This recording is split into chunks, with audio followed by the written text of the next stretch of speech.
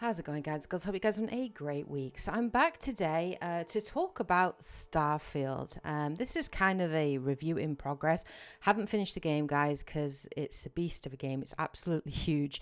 But I did get to play it from early access, so it did become available on the 1st of September. And for the last sort of 6 or 7 days, I've been just playing it non-stop. I'm about 40 hours into the game. Played a lot. I've checked out a lot of what the game has to offer. So today I kind of just wanted to weigh in and give my thoughts and my opinion on the game. And this is kind of like just an off-the-cuff review to talk about the game and what I generally thought of it and my experience playing it, having played about 40 hours of it. So I was super excited for Starfield. It definitely was one of my most anticipated games coming out this year. But I'm not a massive Bethesda fan. Like I haven't played Skyrim. I haven't even played many of the Fallout games.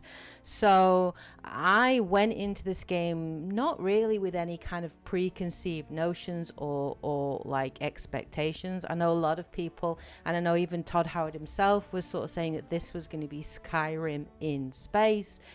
And from what I've seen and what I've heard from people talking about it, that is very, very much what it is. My experiences so far with the game, I will say that I thought the game started off kind of slow, and after sort of playing the first kind of 7 hours or so, then the game really starts to open up, and that's when it really starts to kind of show you all its moving parts and things start to really click together. Having played the game for 40 hours, I can categorically say that I am loving this game. I am a big fan of sci-fi, as you know, and obviously I love my RPGs. So this game for me is kind of everything I really wanted, you know, in a sci-fi RPG, and I'm really enjoying it. I obviously kicked off by creating a character. There's so much scope in the character customization in Starfield. It is quite surprising how in-depth it is. And there's plenty of scope in terms of backgrounds. And the really cool thing is, as you play through it, it does really actually impact upon like some of your choices and some of the dialogue options that you have available to you. And it does add a lot of flavor into the game. So to give you kind of an example, I decided that I wanted to play a female space scoundrel, and I chose the extrovert kind of background, the wanted background, because that felt kind of right for a scoundrel, that you would sort of have bounty on your head and you would sort of teeter the line between breaking the law but also kind of had a heart of gold. I was kind of role playing her like Malcolm Reynolds from Firefly. That was kind of the way in which I role played her in my head. And she was also a neon street rat, so I grew up on the streets of Neon, and obviously I wanted to escape Neon and all the corruption and all the crime and get out into space and explore the galaxy. And that's kind of how I role played my character, and I'm loving it. Like legitimately, I feel like I'm fully being able to role play that character. There is so much scope in terms of your choices with dialogue and options and missions and things. I'm super enjoying it, and there are elements where, like, because I'm wanted, like sometimes I will be flying and a bounty hunter will track me down, and I can choose whether or not to just pay them off or actually fight them. There was actually one bounty hunter, I actually fought them, crippled their ship, and then I actually stole their ship for myself, registered it, and then basically sold it off. So yeah, I'm having so much fun in terms of the role playing. When I was on Neon and I played a lot of missions on Neon, having the street rat background actually opened up a lot of like doorways to me and gave me a lot more sort of dialogue choices. And yeah, I'm just really enjoying it, and I'm very, very happy with the character I created, and I'm looking forward to playing more. In terms of the options, in terms of like gameplay, like level designs, and also what is available to do, there is so much stuff to do in Starfield. And to a degree, other than the opening kind of prologue mission, once you kind of arrive on New Atlantis, the game kind of then just opens up, and it's pretty much like, there's the galaxy, go anywhere, you know. And there really is that freedom of choice. You can choose whether or not you want to just progress down the main story path and just focus on the main story, or you can get swept up and lost in all of the side missions and side stories and characters and worlds that you're exploring. You could spend hours just customizing your own spaceship and creating your own kind of spaceship and going out and doing bounties and doing missions and hunting down, you know, things, or join the space pirate. So there's so much choice available to you that it's kind of incredible, really. For some people, they might not like that. Some people like that kind of focus, but I like the freedom. I would say in terms of the main story, I've played about seven or eight main story quests, and I'm actually really enjoying the main story. I've got to a point where the main story's kind of opened up, and yeah, I'm very intrigued. I'm very interested to play more. And it's helped that, you know, the constellation, the cast of characters and companions available to you are all really well written, really like three-dimensional, really well developed. They all have their own backstories, their own history, which you learn about, obviously, as you sort of talk to them and things. So yeah, I'm definitely invested in the main story quest and what it means for humanity and humanity's place in the galaxy and everything else. Super interested. But actually some of the storylines I've enjoyed the most are actually the faction quest lines. The world of Starfield is super fascinating. The histories and the lore is really interesting. The world as it stands has different factions. So you have the United Colonies, but one of the factions that you can join is the UC Vanguard, which are kind of like volunteers that join the UC Vanguard, and if they complete quests and things and protecting civilians or helping with cargo runs or whatever, you basically gain UC citizenship, which comes with a whole heap of perks in terms of, like, you know, cheaper prices at shops. You can actually purchase your own like accommodation to live on New Atlantis, and there's a whole heap of benefits to that. Apart from the UC Vanguard, there is also the Crimson Fleet. These are your space pirates. In that quest line, you join them basically as like an undercover investigator. You're sort of sent there, and then obviously you have to kind of maintain your cover while obviously, you know, completing pirate shenanigans and, you know, crime and everything else that goes with it. And then the last one obviously is the Freestar Rangers, which are kind of like your Western space cowboys.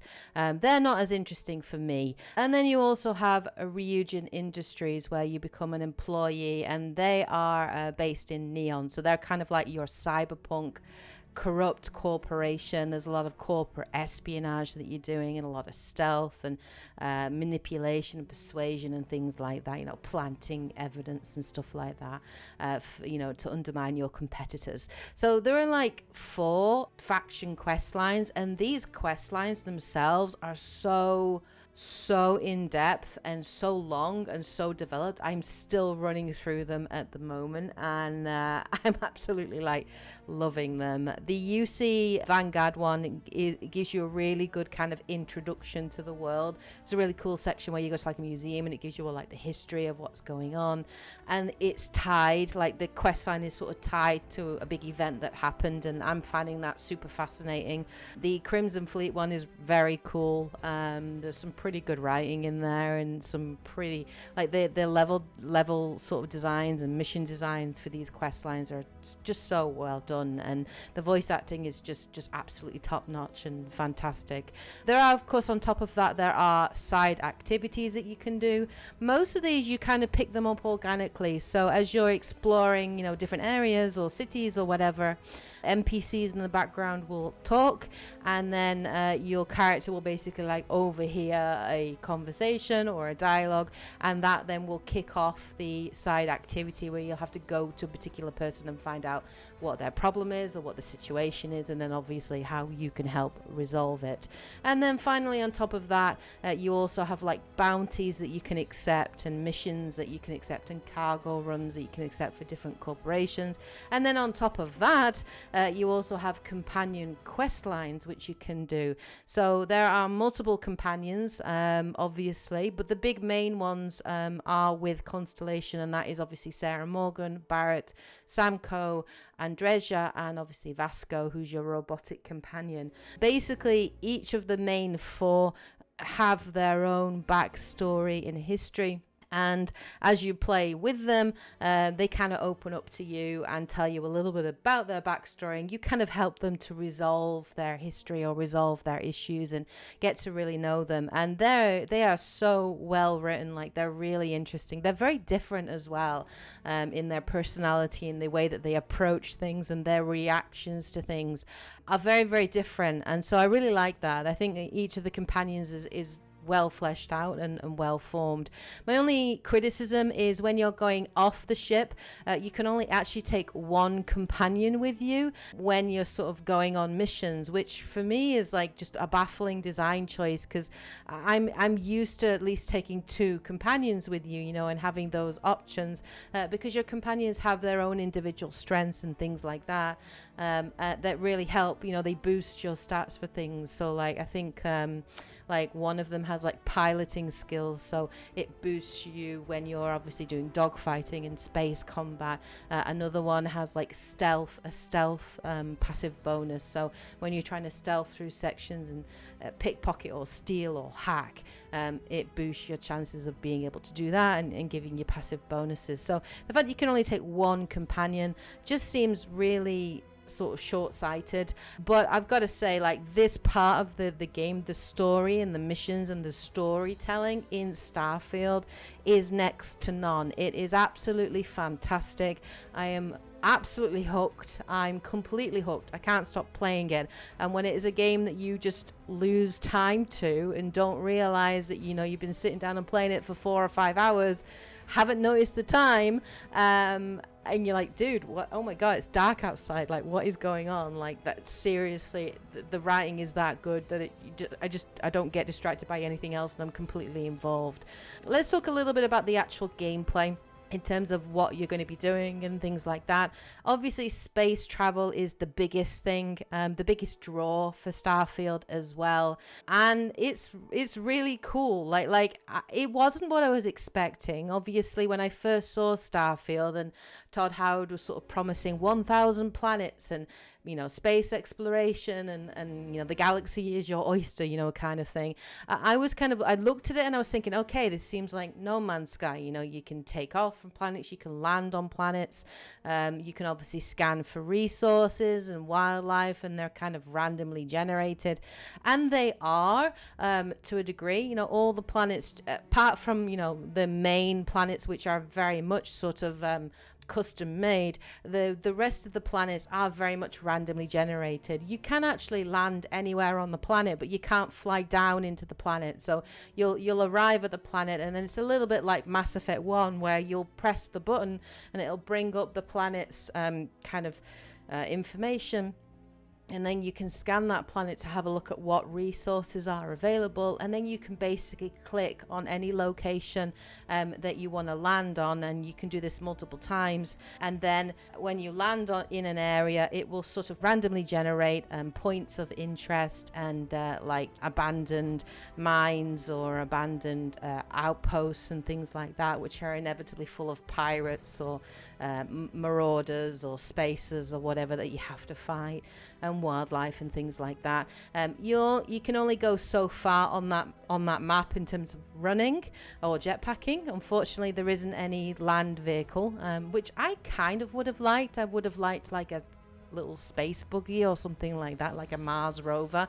It doesn't have to go very far. It doesn't have to go super fast.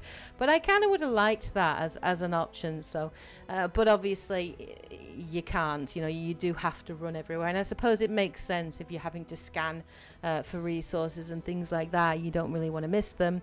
And then obviously you'll get to sort of, you know, the border, and you'll have to take off into orbit and then land on the other side of the planet, or land somewhere else and explore around there. I did dabble in that side of the exploration in terms of landing on planets, because you can also, you know, create outposts in certain worlds and things like that. But for me personally, I really didn't enjoy that kind of planetary exploration that much. That didn't really hook me. I will admit I got bored after, you know, doing that on a couple of planets and trying to get 100%, you know, on those resources and minerals and that you're scanning for. So I wasn't massively that interested in that. And you do start to see sort of like repeat things. I think I like went to the exact same mine on two completely separate worlds in completely separate parts of the galaxy, and they were absolutely identical in terms of the layout and the enemies in them. So very clearly, like, you know, you will start to see sort of recycled content in that sort of thing, and that's going to be inevitable, obviously, with it. But yeah, I kind of got a little bit bored with the planetary exploration and the resource gathering and minerals, but thankfully that is kind of optional. The game doesn't force you to have to do that. So if that's not something that you're really that interested in, you can just buy materials and buy resources from vendors and from shops, and you need those resources to be able to upgrade and craft, you know, weapon upgrades and your upgrades to your space suit and things like that. So you do need those resources, but thankfully there are other ways to get them as well, which is good.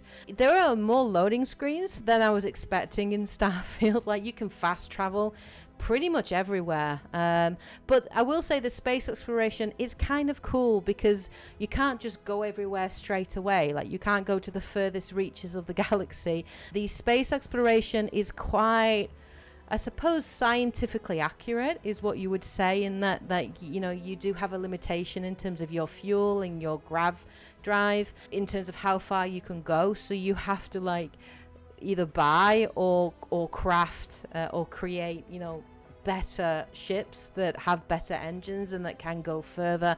In terms of your ship as well, like, the dogfighting is really enjoyable. Like, I really am enjoying it, especially, you know, role playing a space scoundrel. And it was a little fiddly to start with. I think it is easier if you do put the ship into third person as opposed to first person, but I like the idea of being able to sort of switch between, like, you know, where you're putting your power in terms of, like, you know, do I want to focus it on the shields, or maybe put a bit more power, like, away from the engines and put it into, like, my missiles or my gun or you know, my EMP laser or whatever. So, like, that's really cool, like, being able to sort of, like, micromanage to that degree in combat. And then obviously, you know, as you're flying around, you can lock on targets and shoot missiles at them. They have a shield first that you have to take down, and then obviously you can then weaken them. And if you do get them down, you can choose either to just destroy the ship, or if you actually take out the engine, you can actually then board the ship, which is really cool. And then you take out the crew, and then you can take that ship for yourself, and you have to take it to a planet and register it at one of the main sort of landing zones in one of the big worlds, like New Atlantis, for example. So yeah, like, the dogfighting and the space combat is, like, really fun, and I'm really enjoying it. In terms of the combat, I'm pleasantly surprised by the combat and the gameplay and the gunplay on offer here. I do think the gunplay, it's not the best that it could be. I mean, there are definitely better examples of first person or third person gunplay, but I do think it is some of the best gunplay that Bethesda's ever actually done. So I do actually think that they have improved on it. The gunplay is interesting too, because it isn't, there are many different weapons that you can obviously equip. There are, you know, pistols and shotguns and things, but there are also kind of like laser weapons and light sort of weapons. So there's plenty of scope in terms of what you want to focus on. And and how you want to go. You can even do a melee build if you want to. But the combat is interesting. It is definitely more RPG. Like, you can craft more powerful weapons and add components and mods to them. And there are definitely like different tiers of weapons, in terms of sort of exotic and rare and legendary weapons that have more mods and that will do more damage. But also you have to kind of spec into the weapons that you really want to focus on. So there are skills that you can unlock. I put a lot of skill points into pistols, so I do a lot of damage with my pistols and handguns, and so I'm doing a lot of critical damage and a lot of damage, but that's because I've spec'd into it, because it is very much an RPG in that way. Like, you might do a headshot, but it doesn't mean that that's going to be a critical hit. You know what I mean? You do have to spec into it. It is very much an RPG. It's more of an RPG skills based type thing, rather than actual skill, in terms of your shooting. So in that way, it feels it's better than Mass Effect 1, obviously, but it feels a little bit more like that, in terms of the way it works. But there's also plenty of options for stealth. There are a lot of missions that are just focused on sort of stealth, a lot of talking. There's a pretty cool persuasion mechanic that you can do where you have to kind of make the correct sort of dialogue choices and try and persuade people. Sometimes when I first started it, I failed it a lot because I was just kind of guessing, in terms of what I thought it would be. But then I started to spec into persuasion, which improves your chances of successfully doing that. And you can get there are certain persuasion options where they'll be green or yellow or red in terms of the difficulty level, but you do also need to read what the person's saying, in terms of what is the right choice to make. So I'm enjoying the persuasion side of things, and I think that is just because I've spec'd into it, and therefore I'm succeeding at it a lot, so therefore I'm enjoying it a lot as a result of it. But it definitely plays into my kind of very charismatic, will talk themselves out of a fight if they can do, but if all hell breaks loose, then I'm a dabhead and really good with a pistol and also with space combat too. That's kind of the way I'm playing it. Can I just say as well, ship building, God, that system is so detailed. I am blown away by the amount of detail in terms of shipbuilding. I was not really clicking with it to start off with. I'm oh, that looks like way too much hassle.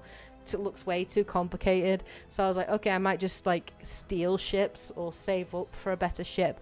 But actually, I finally last night started delving into the shipbuilding mechanic, and I spent an hour just building my own ship and making it my own style and putting things in there that I wanted. And it's actually a lot more doable than I thought it was. There's a checklist that you have to work through, and it's a little bit like Lego in a way that you have to click them all together. But I'm very much enjoying the shipbuilding side of it, and it's definitely a good element of the game that I wasn't expecting to enjoy as much as I am. Of course, the last thing we want to talk about is the game's performance, because I know for many of you this will be probably a point of concern, as Bethesda kind of has a reputation for releasing buggy games. Well, I can say that actually Starfield is probably one of their least buggy titles that they've ever released. They obviously put a lot of time to polish the game, and that really, really does show. I haven't had too many huge game-breaking bugs. It's not perfect. There has been the odd moment where I'll be talking to an NPC and I might have started the conversation at a weird angle, and suddenly their back is turned to me and all I can see is the back of their head when I should clearly see their face and their facial animations and everything. So that's definitely been a little bit weird, a little bit janky. There has been some issues, not massive, but little times of sort of popping and things popping in and loading in a little bit too late as the game obviously tries to catch up with itself. But generally speaking, I haven't had massive frame rate drops. I've had the odd little bit now and again, particularly when you're loading into areas, but nothing huge. So actually Starfield for me has been a pretty good, pretty stable experience. I haven't had any hard crashes. I haven't had any huge game-breaking bugs or audio glitches or anything like that. Just the odd thing with mostly that's the biggest thing I've had, which is kind of NPCs just not facing you when you really want them to, obviously, because it kind of does pull you out in terms of immersion, and it is a little frustrating, but it's not game breaking. You know, I can forgive Bethesda for the odd small mishap here or there, because Starfield is a pretty huge game, and obviously there's plenty of scope there for things to go wrong, but thankfully, yeah, performance, generally speaking, is pretty stable and pretty good. I've been playing it on PC through the Xbox Game Pass, so I can only speak for the PC version of the game, but I haven't had any huge issues at all when it comes to performance. So yeah, like, I'm really enjoying Starfield, like, surprisingly a lot. I'm quite surprised how much I'm enjoying it, and I'm only 40 hours in. I say only 40 hours is still a pretty good chunk of time with the game, but I really feel like I've barely scratched the surface. Certainly if you have a fan of sci-fi and RPGs, I think if you love Mass Effect, I think you're going to really love Starfield. I think you will really love what's on offer here. It has a lot of the core DNA of Mass Effect in terms of exploration. It has dogfighting, which I always wanted in Mass Effect, and we have it here, so that's really, really cool. But it's the characters, and it's the world, and it's the factions, and the side quests, and all the, you know, side stories that really bring the world to life. And yeah, the quality of writing here is really, really good, and I'm super hooked, and I can't wait to play more. So those are my thoughts on Starfield. What do you guys think? Have you guys been playing it for the last 7 days, or are you guys planning to pick it up?